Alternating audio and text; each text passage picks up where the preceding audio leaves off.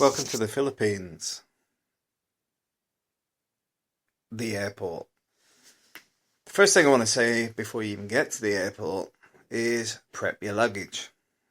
You should carry two pieces of luggage, one obviously being your suitcase full of all your bits and pieces, and the other one being your hand luggage, which normally contains a laptop, mobile phone, maybe a camera, and then all your essentials. Ideally, you want to get a bag that keeps you organised.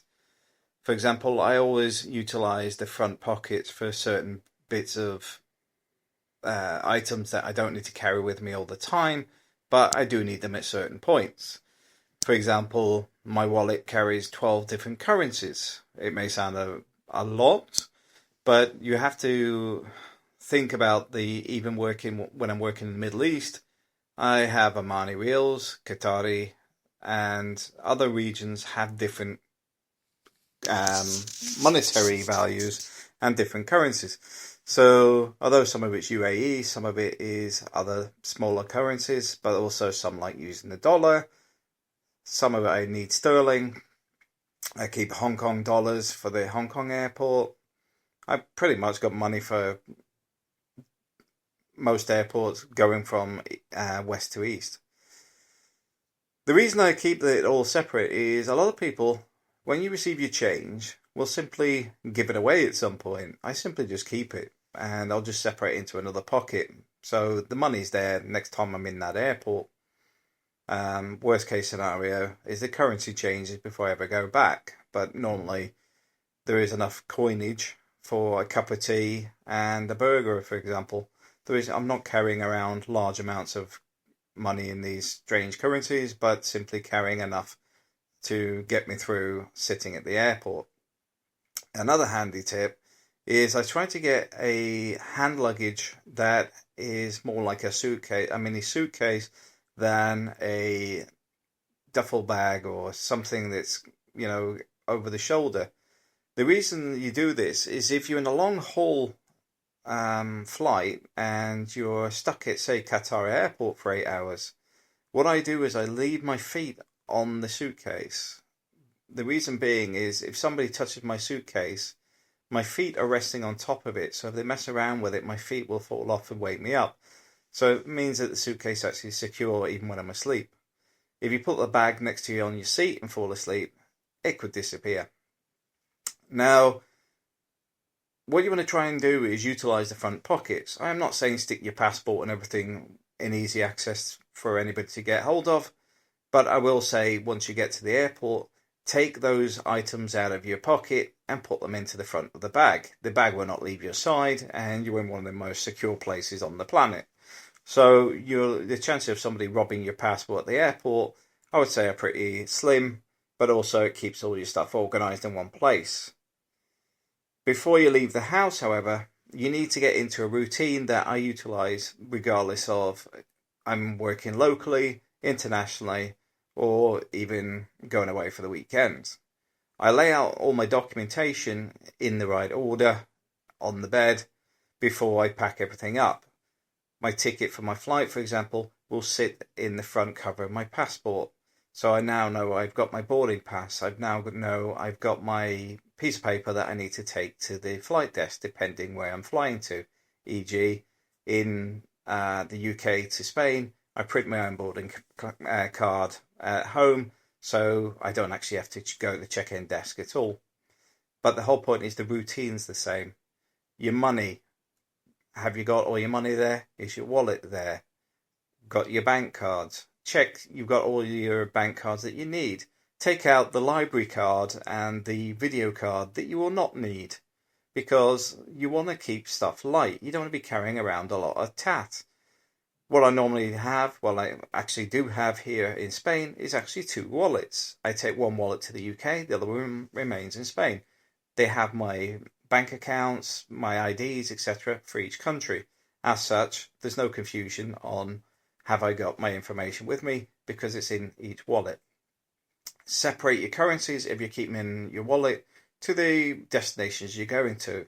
For example, if you're leaving the UK, my front currency will be sterling. But just behind it, if I was going to Hong Kong, would be my Hong Kong dollars. Just behind the Hong Kong dollars will be my Philippine pesos. So the point being is I can take out the money I've spent or move them around as I enter each area. That way you're always organised all the time. When it comes to your laptop and phone, etc., do the same thing. You want to lay it out on the bed so it's all organised, so you pick them up in the same sequence. This is standard procedure for things like aircraft, for example. When you inspect an aircraft, it's the same routine every time. The reason being is you notice if something's missing. When you leave a hotel room, you do the same sequence every time because you notice something's missing. When you leave a hotel room, you start from the furthest room. So you start normally in the balcony, bathroom, and work your way to the corner of the room after checking under all the beds, etc., that nothing's fell under there, like your phones fell off the bed while you were asleep. It's how you don't forget things. Just get into the routine of it, and you will find that you never lose a thing in your life. So at the airport, you're going to go to check-in. This is where you keep your wallet on your inside pocket of your jacket with your passport, with the documentation that you need to give to the checkout. I normally put this in the front cover with my photo. In the passport, next to my photo in the passport. Take it out of any cover. If you have a wallet cover that goes over your passport, please take it out because they'll ask you to remove it when you get to the desk. When you get to the desk, you can just simply flick it open. When it flicks open, they've got the flight information and they've also got your passport open on the right page. This speeds up the process for them and many other passengers. Although, to be honest, coming to Spain, it does feel like a lot of people have never used an airport before. The amount of things I see at the airport is quite bizarre. But the point being is, get a procedure for everything so that you know what's coming up next. When you get to the airport, if you're coming from the UK, for example, ditch your coat. Get your coat inside your suitcase. Just squash it in the top. This is why it's worth wearing a coat that you don't mind getting crumpled a little bit to just throw in maybe the front pocket of your suitcase, because then you can ditch it, because you're not going to need it until you're on the way back. Once you're in the airport, it's climatized and it's unlikely you're going to be sat anywhere that does require a coat. So get rid of it. Make yourself more comfortable on the flight. Camera equipment and everything. I advise taking your camera out and putting it around your neck because they won't weigh it. So they do weigh your hand luggage. They count your camera as secondary. So generally they don't weigh those sort of things, which can help with your luggage allowance. Once you get through all the check-in and everything else, you can put your camera away in your bag. And sometimes I even keep my laptop under my arm. It depends how desperate I am for the weight of the luggage. The most I've actually been for a suitcase on the 35 limit was 79 kilos. And it still managed to get through with how I actually manipulated it, which I will not discuss openly. But be aware, don't go over limit. Each time you go over limit, it costs you. I think with the local airlines here in Spain even, it's about £10 a kilo or maybe more. It's just not worth it. If you're going to be overweight with stuff, then keep your jacket, because you can fill the pockets with stuff that's heavy, and until you at least you get through there and then get everything into your little hand luggage. So keep yourself organised, the key element here. And always be polite and courteous. I recommend being smartly dressed, but not overdressed. You may get an upgrade if you're lucky. I've yet to have that. I've had, I say that, on the Spanish flights they've upgraded me on both airlines that I use. But if you go generally smart, then and treat people courteously, you will not have any problems. They're generally quite easygoing. They're used to people being abusive with them, so getting nice people, they appreciate it. On the flight, you're going to find that it goes on for hours. And if you're flying economy like most people do, the seats can be quite uncomfortable. They can also be quite compact. So I advise, if you want to sleep, try and sleep early. What I normally do is have like 4 to 8 beers as soon as I get on the flight, creating a little bit of a panic with the flight attendants lately. But I'm actually, as soon as I've had enough beer, I will just go to sleep. And it's not that I'm getting drunk; it's quite simply that once I've had like 4 to 8 beers, I can't hear a thing. So the kids screaming next to me or whatever, I'm asleep and nobody's bothering me. But other people take earplugs. Other people take the little iron eye visors. Some flights will give you both of those. Depends on the plane you carry, plane and courier. So if you're gonna be stuck on there for hours, be aware of it. Plan for it. What are you gonna do? One of the things I do for short flights, so for example between Hong Kong and the Philippines, is I put movies on my phone. So I can sit there watching movies on the headphones. And the curious thing is when you look round, you can see many people thinking, I wish I had done that. But on long haul flights, you should have the entertainment system anyway. So you're going to have the opportunity to be watching a movie. But sometimes I've seen some of the PAL flights, they haven't got the privacy bits, which means they're not fantastic. So maybe it's a good idea for having movies on your phone as a backup anyway. Try and adjust your time zone when you leave where you're leaving, so that you're arriving on Philippines time zone. This will stop or help reduce jet lag. And I know some people get it quite bad and some people don't notice it. But what I try to do is, my flights are normally about 3 to 6 in the morning. I don't sleep the day before, so that when I get on the flight, I have the few beers, I sleep, and then when I get to the Philippines, it doesn't matter if it's day or night, I'm wide awake. Um, but generally, you want to try and adapt to their day while you're traveling, because then you're not wasting time by being asleep when you get there and are completely worn out and pale as a sheet. So try and climatize, try and sleep. If you want to sleep early on in the flight or sleep later on the flight, work out when you're going to arrive.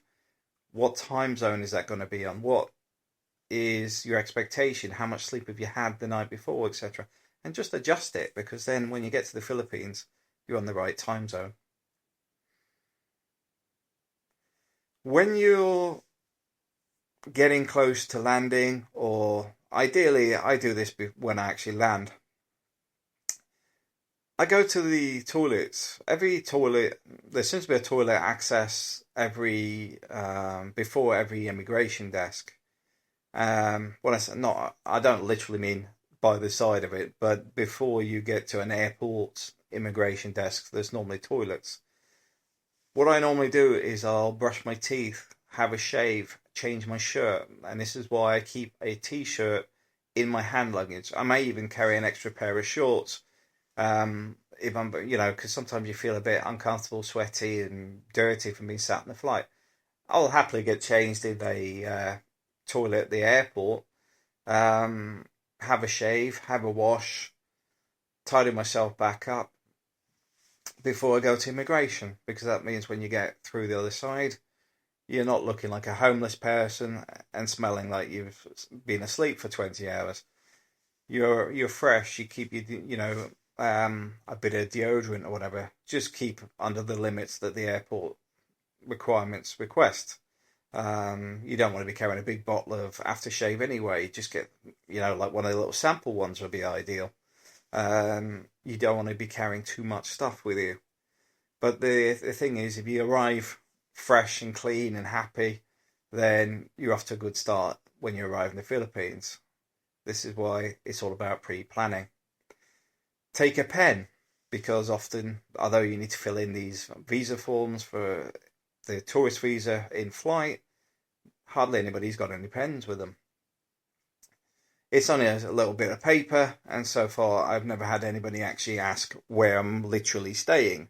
So if I stick in a hotel I know on there, because it's only a one-liner, it's much easier than writing my entire address, which is actually 8 lines. So I will put the nearest hotel often, purely because it's easier to write. Um, it's just a single form that is about the size of a postcard. It's nothing difficult, nothing complicated, and nothing to worry about. If you're looking to stay longer in the Philippines, go to the immigration once you're coming up to your expiry date. Don't worry about that too much. We'll discuss that later. But doing the visa processing is not difficult in the Philippines. It's mainly a cash cow rather than something that's implemented to try and discourage immigration. The Philippines loves foreigners. We bring so much money to the country. When you meet your partner for the first time, you're very likely to experience the fact that she's brought family with her. This is normal. Chaperoning is very normal, but also you're a new person to them. They want to see who their daughter, niece, or whoever has brought home. They want to make sure she's safe. They want to make sure that you're a good person. So be warned, you may find that 8 to 10 people will be waiting for you at the airport. I think my first visit, it was about 12 people. Nothing to worry about, but you may end up taking everybody out for lunch, which is no biggie as long as they don't go overboard. I think that's enough to cover for the airport. I would say that the immigration guys are pretty straightforward. They're not going to ask you for money. I know people say stick 500 pesos in between the passport and stuff. If you're encouraging corruption, don't complain if you become unstuck. I've never had to give any bribe to any immigration official.